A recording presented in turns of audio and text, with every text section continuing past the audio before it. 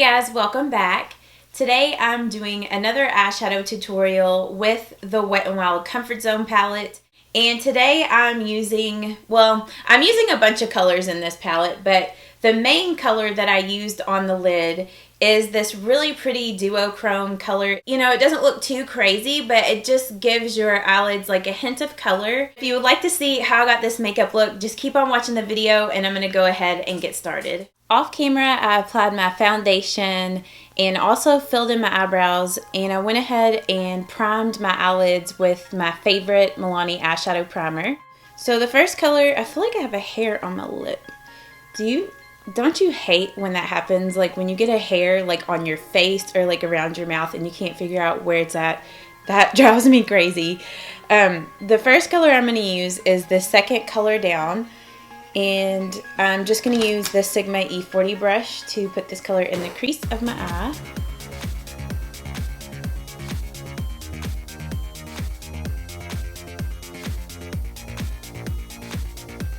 Next, I'm just going in with the Sigma Pencil E30 brush.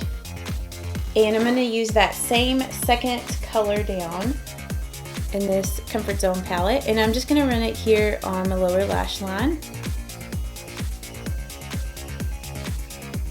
I'm going to go in with the large shader E60 brush, and I'm going to use this bottom color over here on the side with the greens. I love this color. It is so pretty, and like I mentioned in my Holy Grail drugstore makeup products, this is a dupe for a lot of eyeshadows out on the market right now. Like I told you guys in that video, this is a dupe for MAC's Club eyeshadow, but I'm just going to put this color all over my eyelid and up to the crease.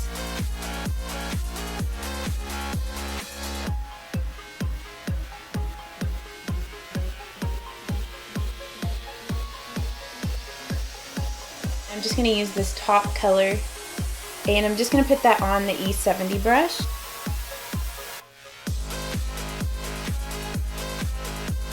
Now I'm going to go in with this very bottom color. Oops. This very bottom color. It's a very, very dark brown. You don't need much of this color because, like I told you guys in my other Wet n Wild Comfort Zone palette tutorial, it is very pigmented. So I'm just going to kind of stamp it just like out here in the outer V. And then I'm going to go back and clean this E25 blending brush off. And then I'm just going to kind of blend it out a little more, just so this color doesn't like overpower this eyeshadow look.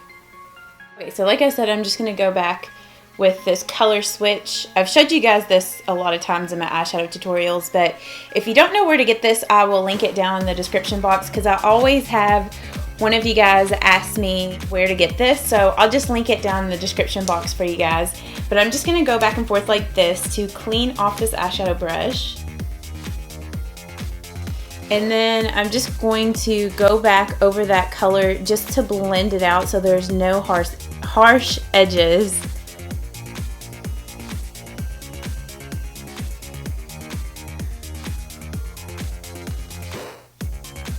Sometimes like around the edge of my eyeshadow, I'll just take like my ring finger and just kind of like tap around the edges of it, and that also helps to kind of blend out any harsh, I cannot say harsh today, harsh edges of the eyeshadow. And I'm going to grab some of this bottom color on this brush, and I'm just going to run it just a little bit out here on this outer corner, just to connect this color down to the lower lash line.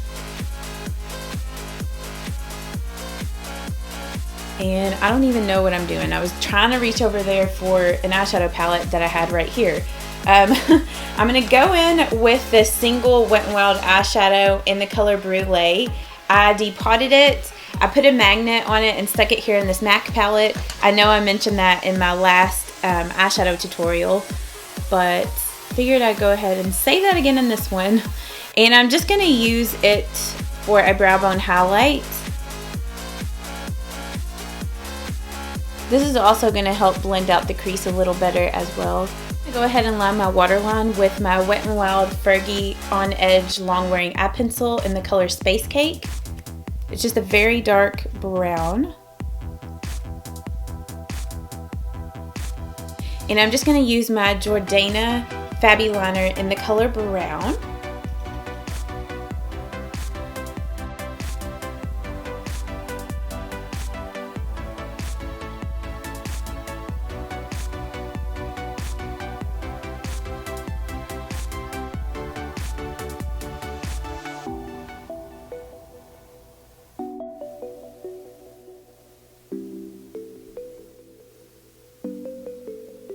And then I want my crease color to be just slightly warmer, so I'm going to go back with a little bit more of the second shade in the E40 brush, and I'm just going to brush a little more of this just like right here in the crease. I don't know, I just felt like I couldn't really see that color anymore, so I wanted to touch it up.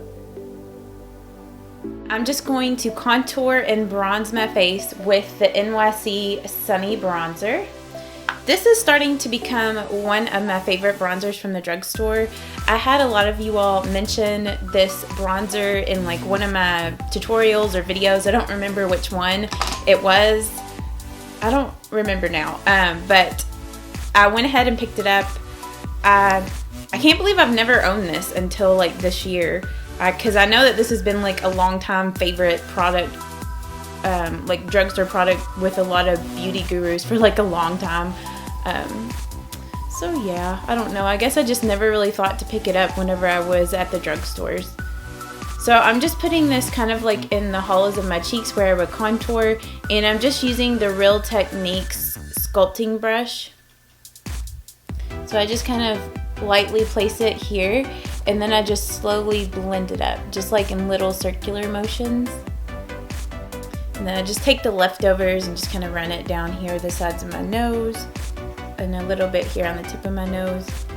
So I'm just going to get my Real Techniques large powder brush, and I'm going to put some of this Sunny Bronzer on this brush, and I'm just going to brush it here up around my hairline and on my temples.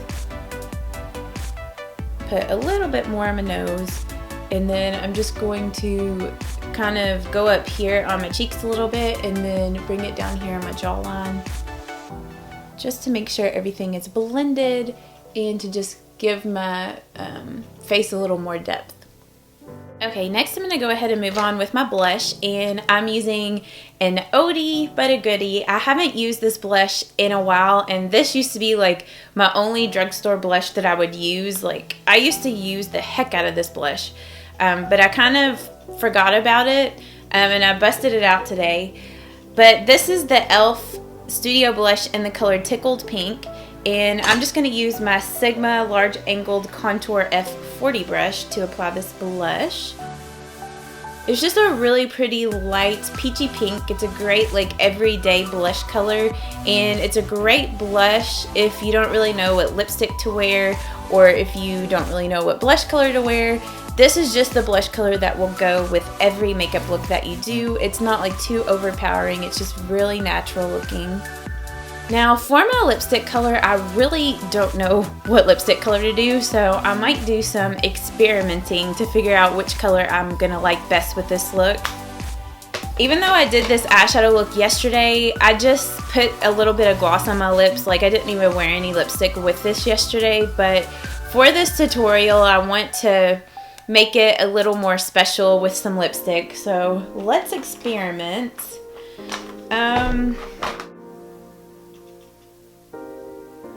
I think this color might actually look really pretty with this. This is one of the Maybelline ColorSensational lipsticks in the color Maple Kiss. It's from their nude, like the buff collection or whatever. So let's try this. Okay, so here is this color. I think this is actually really pretty with this makeup look, just because this green eyeshadow kind of has like a little bit of a reddish, like brown undertone in it. So I don't think I'm going to experiment with any other colors because I really like this color. I've never really heard anybody talk about this one from Maybelline, and it's a really pretty color, but it's in the color Maple Kiss. But I hope that you guys did enjoy this makeup tutorial with the Wet n Wild eyeshadow palette. I am going to be doing some other eyeshadow looks with this. I definitely want to do like a green look with these greens right here.